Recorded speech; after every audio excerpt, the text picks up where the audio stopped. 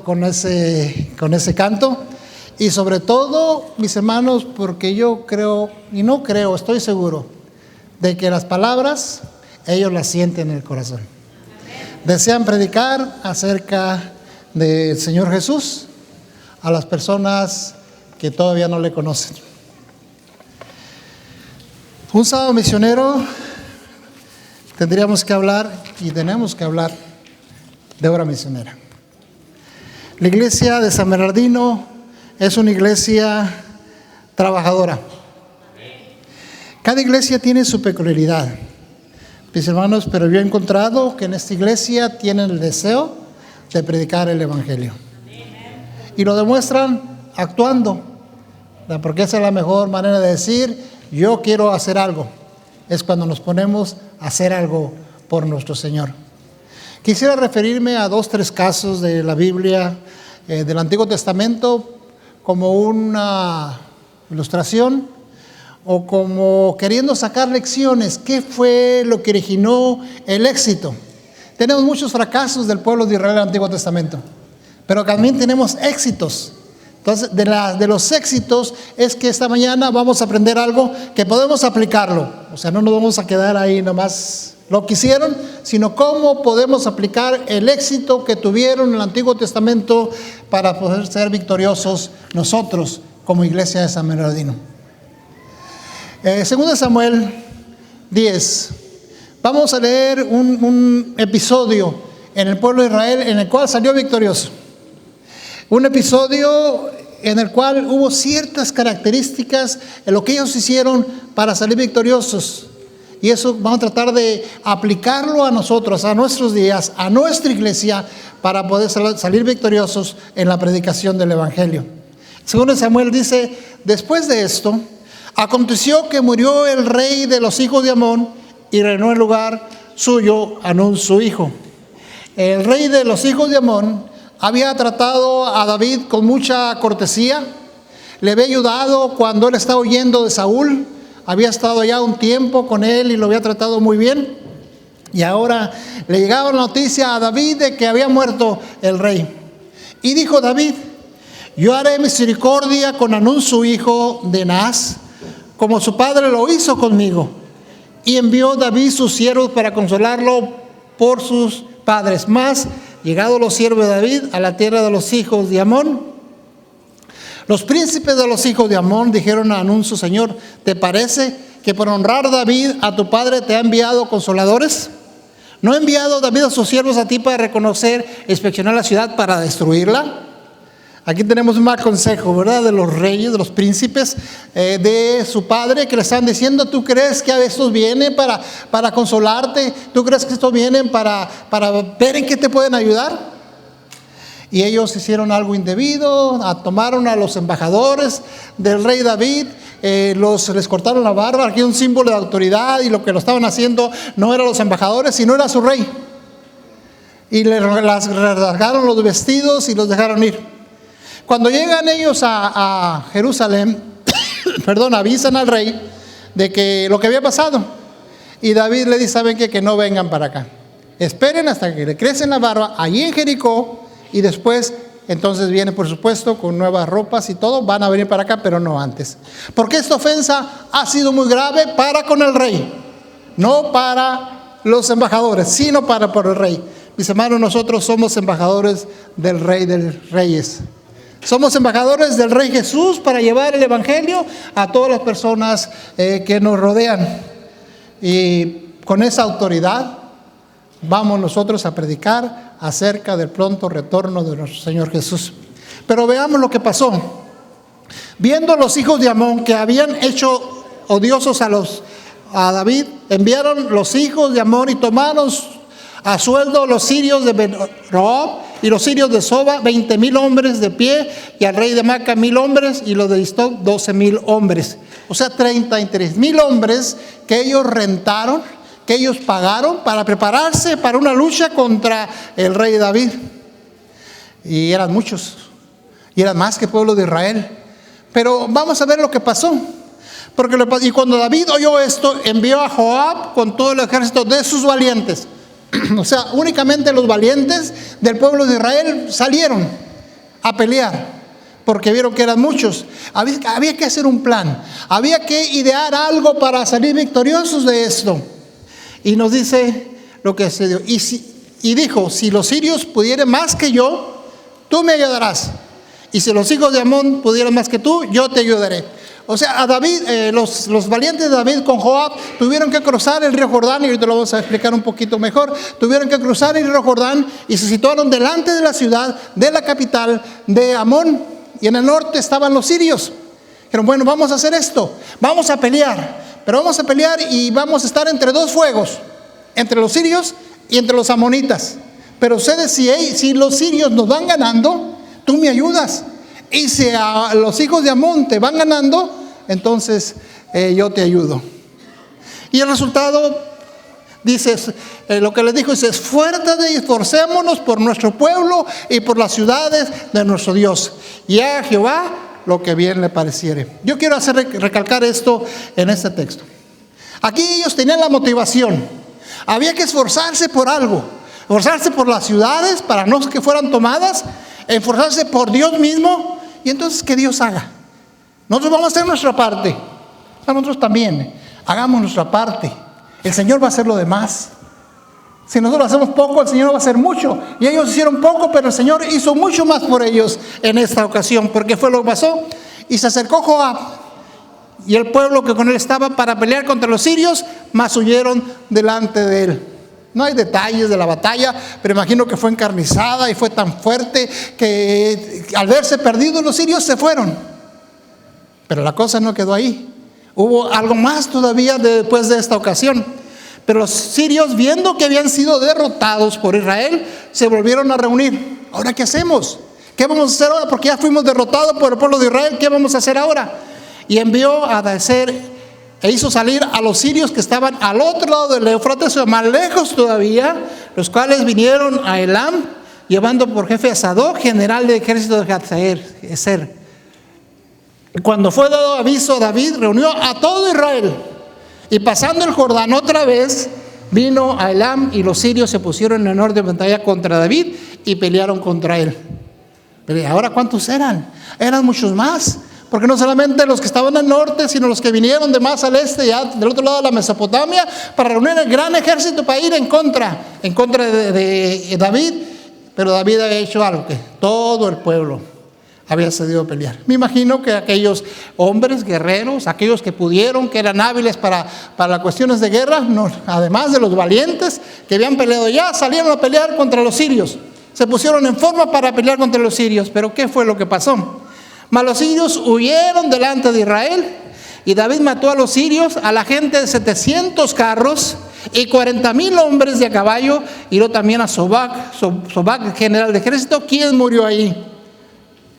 ¿Cuántos eran entonces?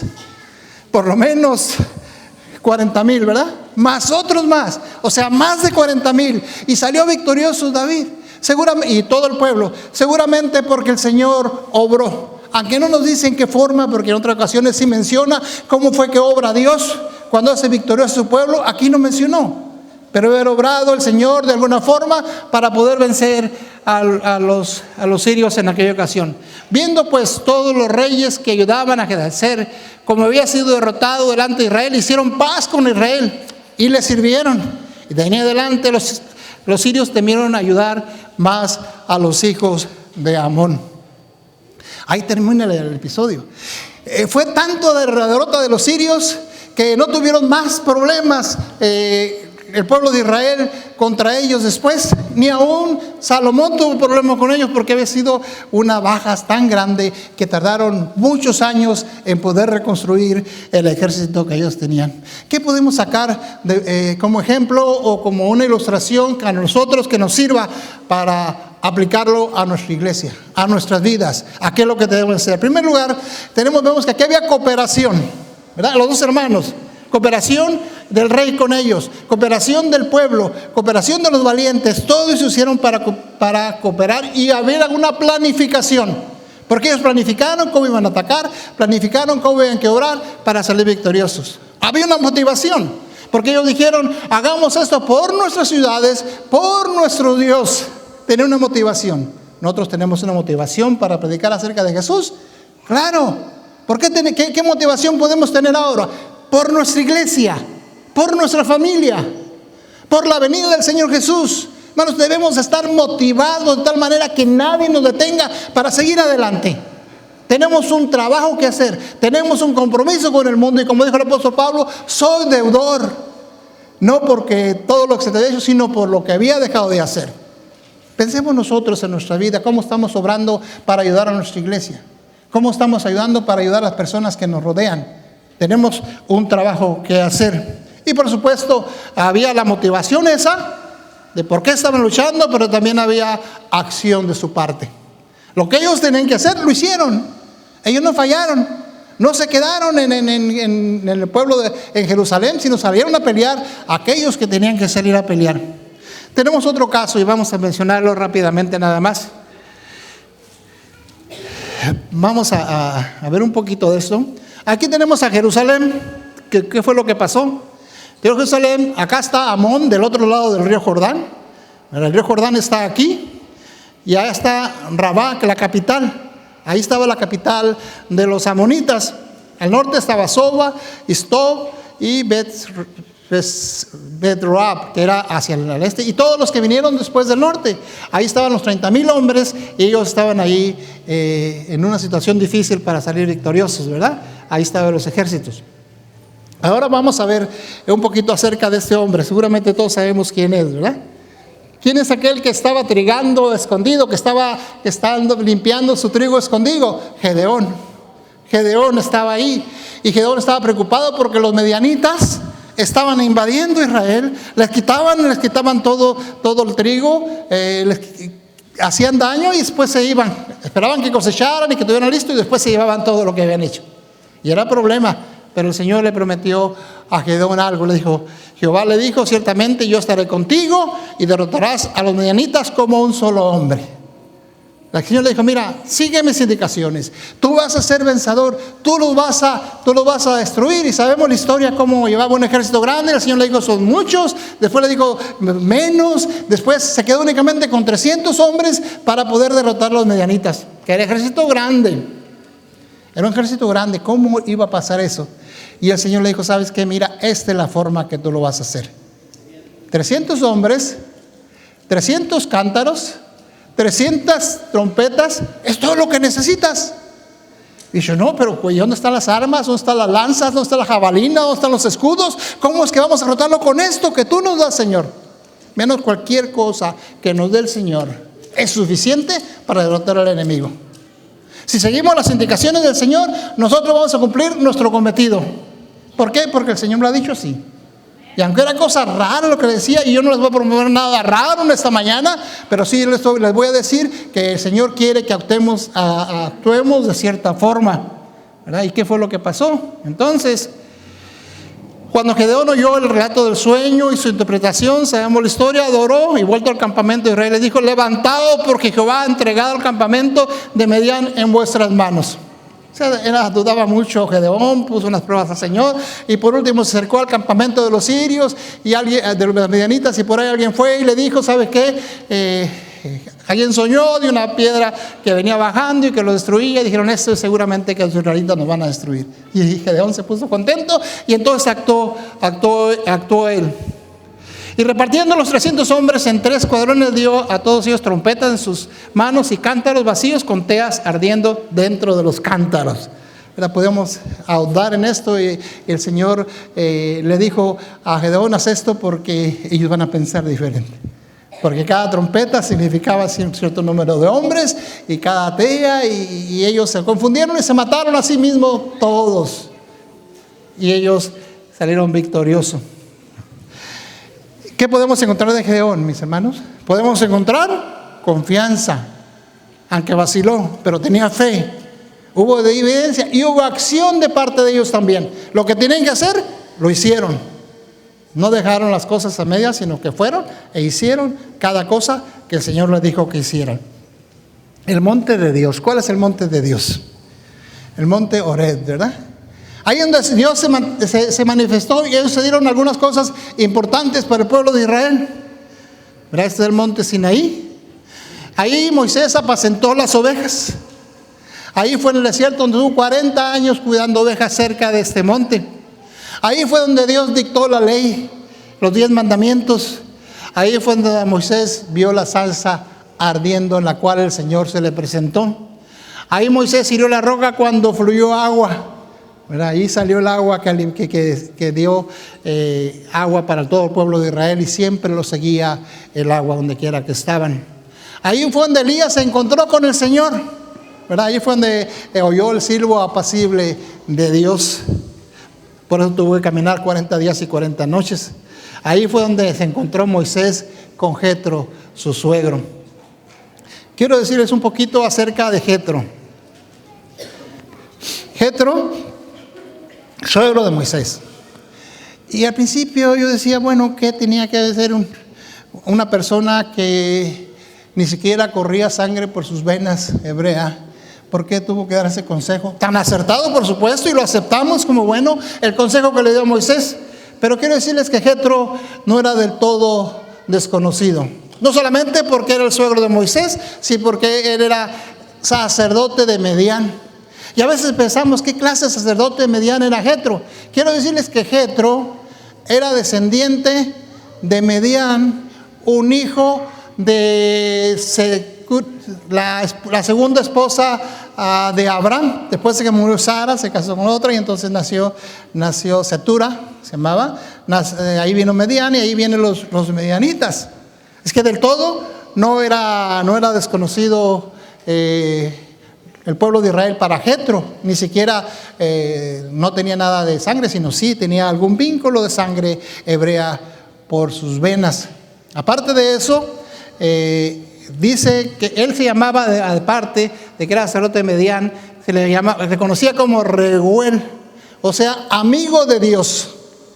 El significado era amigo de Dios, y no dice amigo de dioses para pensar que él era que adoraba a muchos dioses, sino que adoraba un solo Dios.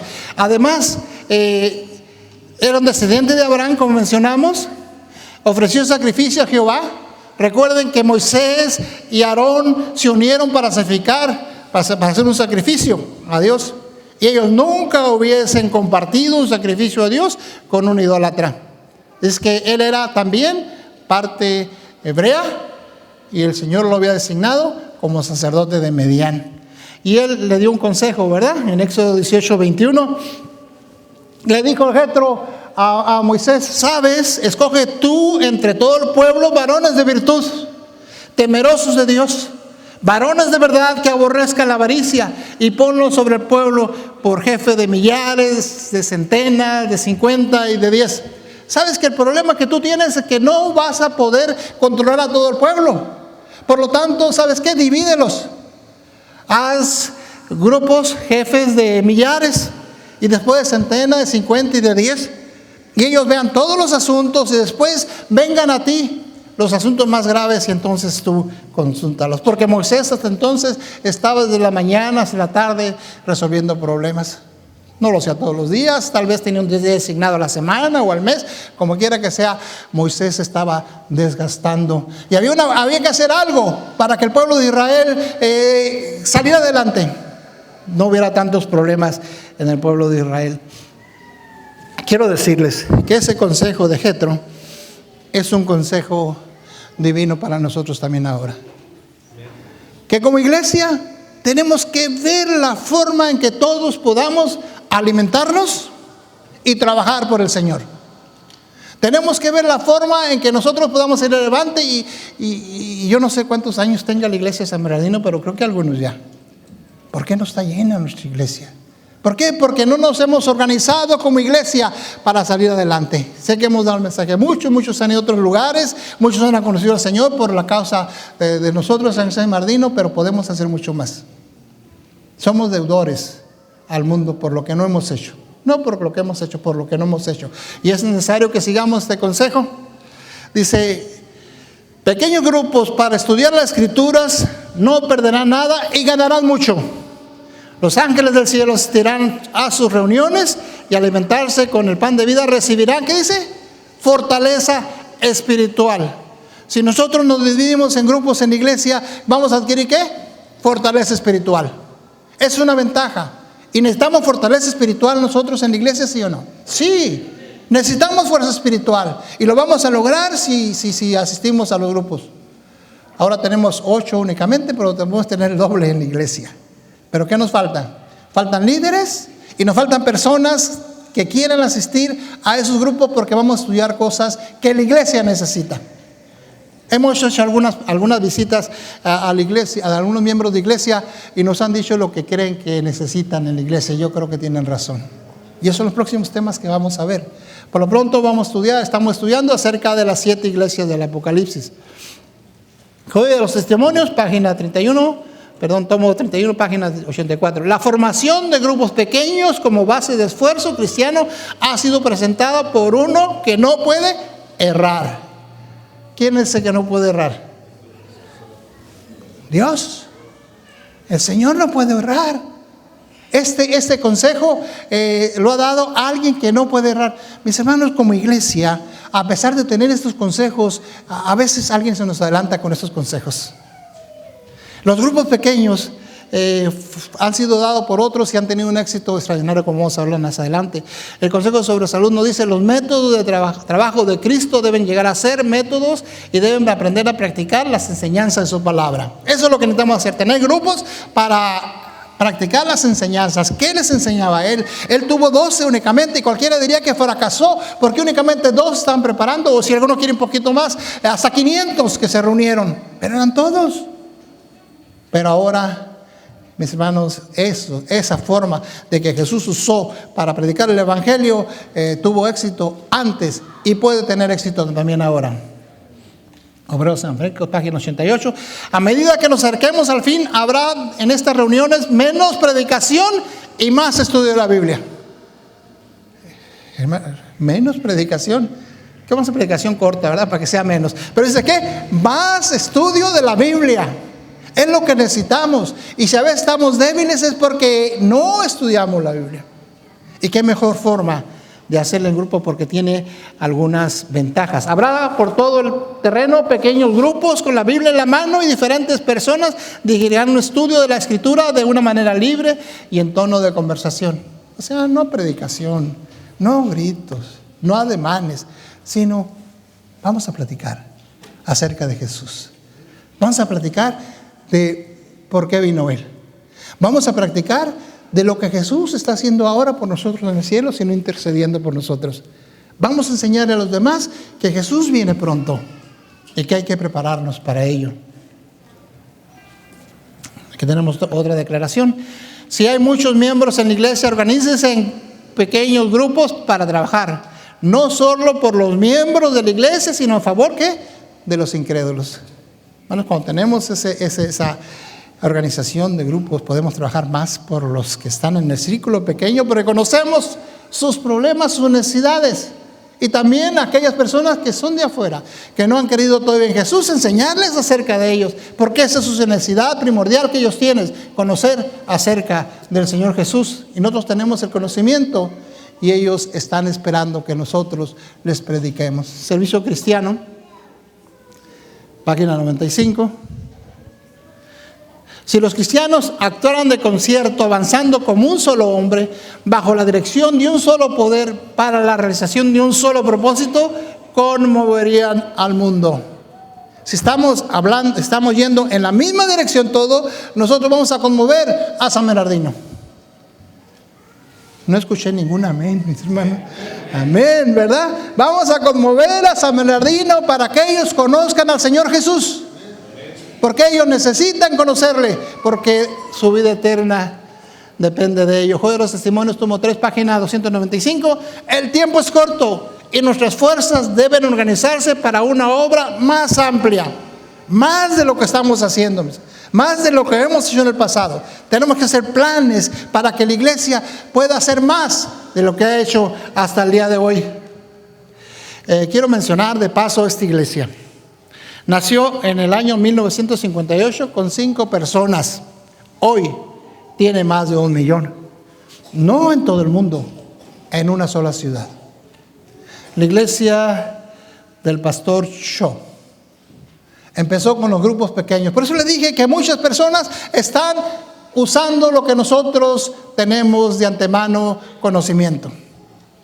Este escrito que yo les he dicho acerca de los grupos pequeños datan un siglo o más, pero estos han tomado esas lecciones y la han llevado a cabo. Como la ha llevado a cabo también la reforma pro salud, que en los 60 salieron los hippies diciendo el vegetarianismo y todo esto, cuando era visto de mal manera, se nos adelantaron.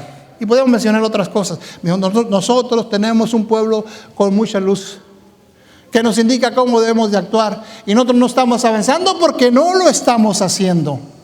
Cuando ahí está la clave de que nuestra iglesia, estamos orgullosos de ella. Sabemos que aquí en esta área hay 150 iglesias adventistas, en esta área nada más. Pero hermanos, podemos hacer mucho más porque el tiempo es corto. Los grupos pequeños estimulan la unidad porque trabajan en equipo con un solo objetivo. Estamos haciendo lo mismo, vamos a unirnos. Sus miembros se integran con metas y una sola visión, por ende es más fácil apoyar la misión de la iglesia. Estamos haciendo lo mismo, podemos darnos ideas, podemos ayudar y va a ser más fácil para todos y para el pastor más. Porque el pastor no va a perder tanto tiempo en tantas cosas que tiene que arreglar. ¿Por qué? Porque cuando se está trabajando hay menos problemas.